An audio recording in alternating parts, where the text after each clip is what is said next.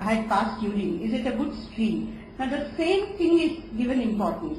So poor stream of urine or renal lumps, which is, on simple clinical examination in the first week of life or whenever the baby has sepsis, should be marked as an important clue to the high risk category. While the low risk group clinically will be normal, may have fever but no bacteremia, that means no symptoms of a sick neonate. And the fourth is very important pertaining to today's subject in the conference, that is non-E. coli infection. If a neonate or an infant has Proteus or has Klebsiella or Enterobacter, which are the common organisms which are non-E. coli, or now is E. coli coming in a different avatar, that means ESBL E. coli, that means that this is a high risk group and the possibility of some underlying lesion which is responsible for UTI is very high, and hence you may have to treat these children in a different way. Poor or incomplete response to drug therapy, and here comes a very major role of the pediatrician. If the pediatrician has chosen the right antibiotic, within 2 to 3 days a febrile child should have no fever and should start taking pills. If it was vomiting, should stop vomiting, and the outlook changes completely. Or you can make use, but now we don't consider that's important, the biological tests such as CRP, procalcitonin, the previous speaker mentioned, which used to be once upon a time considered important as a acute phase reactants or ESR and so on and so forth. But now I believe that practical issues are such that you don't have to rely on all these things. Simple clinical improvement of the child, and if you have completed 14 days of treatment, you don't even need to do the urine culture a second time. That itself would show that this child, if there is a complete resolution with appropriate drug, is a low risk child and does not require MCU or DMSA scan. That's the main issue, whether these children, all of them, require or not. Then we come to the complicated UTI and recurrent UTI. That means you have treated the first attack of episode of UTI, at least the documented episode, and now what should you do? It is well known that within the 6 months of the first UTI, the recurrence usually occurs. So you must observe this child very carefully for the next 6 months. When the child comes to you for follow-up for your immunization, etc., you can either see if there is a fever, febrile illness without focus of infection like cough and cold. At that moment you must take a second urine culture, and if that shows, that means there is a recurrence and the same organism, E. coli or whatever. So in short, a recurrent UTI means again the boy or the girl goes into a high risk group. That means this child would require quite a close observation in the first 3 years after the first UTI and subsequently periodically till achieve the adolescence. That is the whole problem. Complicated UTI means child who is febrile, not growing well, there is a failure to thrive in the first year of life, again falls into high risk group.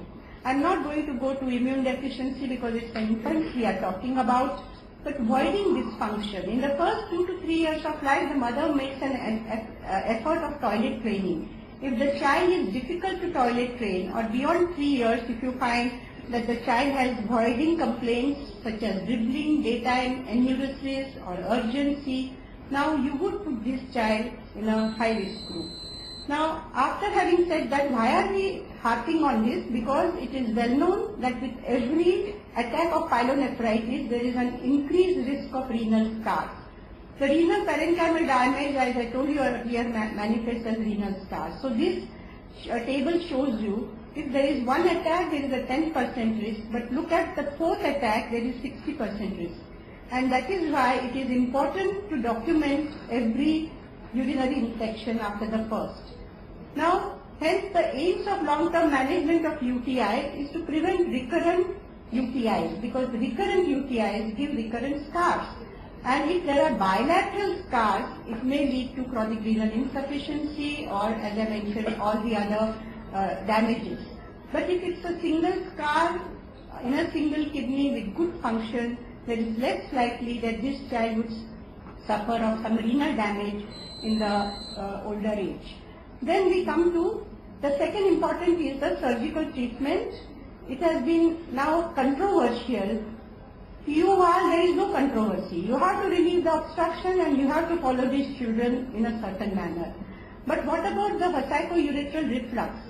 25 to 30% of children with UTI have VUR, and grade 4 to 5 VUR requires naturally, it's a high risk, but controversies about grade 3 and 4 VUR, it is now ably demonstrated by the International Study Group of Reflux that whether you treat them with surgery or long-term medical treatment with chemoprophylaxis, I thank Dr. N.C. Joshi has finished that topic on my behalf.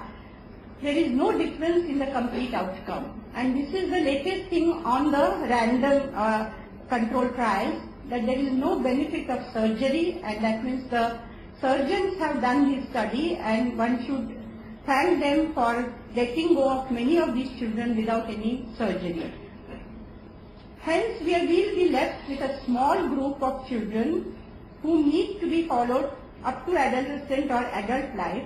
And what do we look out for these children after the first 3 to 4 years?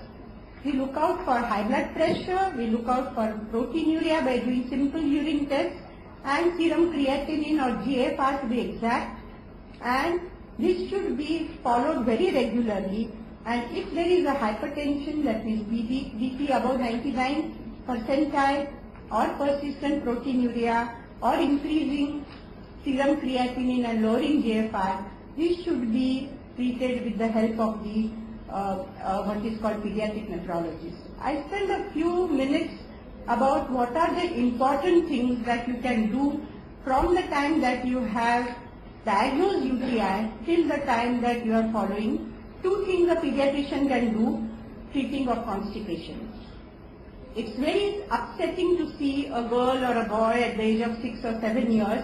When the mother told me, it was just about 6 months back, "Doctor, I don't know what you did to my girl, but she has stopped having dribbling and she stopped having squatting and all which she used to do, or urgency, these are the lower urinary problems." I said, "I don't remember." He said, "You took her inside and did something." What I had done was a PR examination.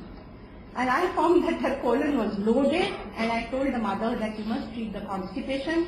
I will give her treatment for UTI which she was having, but I think treatment of constipation will relieve her much better.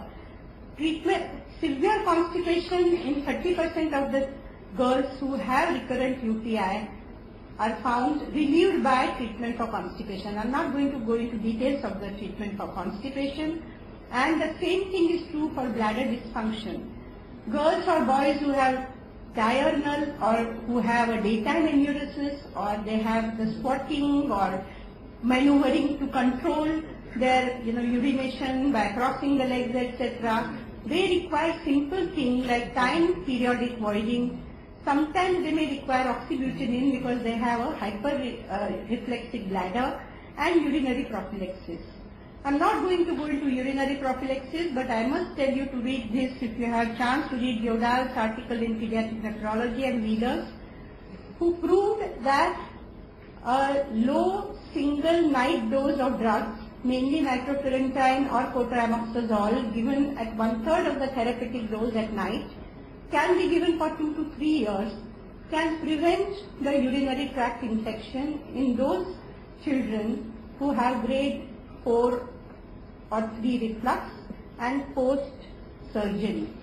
Now, this whole thing, which we thought was a gold standard and something like to be followed forever, has turned and has been found that there is no difference. This is a Western literature studies I am mentioning.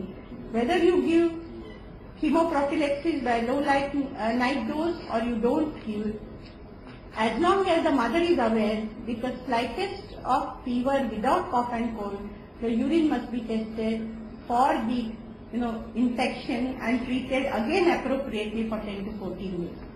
So the main thing is the trimethoprim, nitrofurantoin. In our country, I think we need to use still, because our mothers are, one thing is not that educated, and the other thing is probably we are not counseling them properly, whatever reason.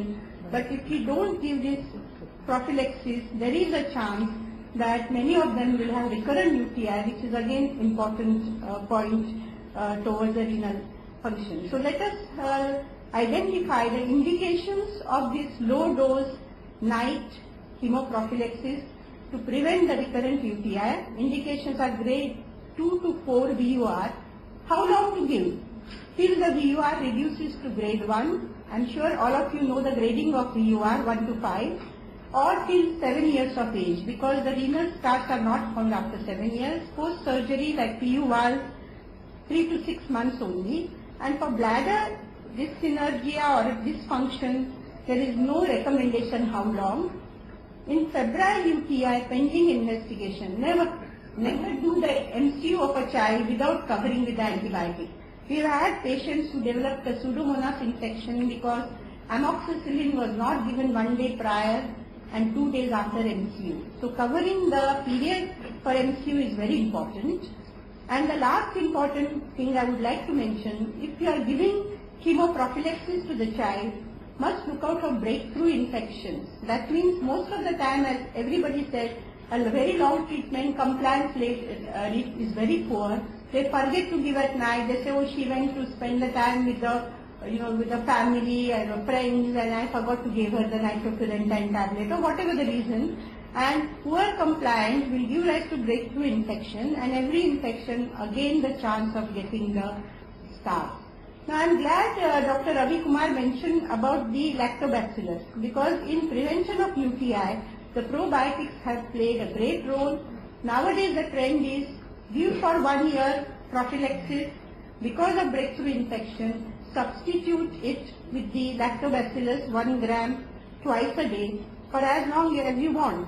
Because the probiotics increase the bowel flora with the non-pathogenic strains of lactobacillus and do not allow the overgrowth of the pathogenic strains of E. coli. And we have been using it with some good results.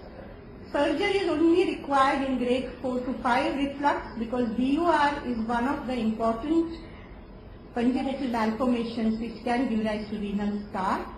And we do not consider that there are any imaging protocols to be followed, but once every 2 years, you must do ultrasonography and DMSS scan to find out whether there are any scars or not. Yeah. So this is, I would like to end by saying the key message for the pediatrician is long-term sequelae of childhood due to UTI are uncommon, and the role of chemoprophylaxis is doubtful as of now in 2010. Simply yearly growth, BP, urinalysis and serum creatinine should be done in all the children who are high risk, I mentioned already.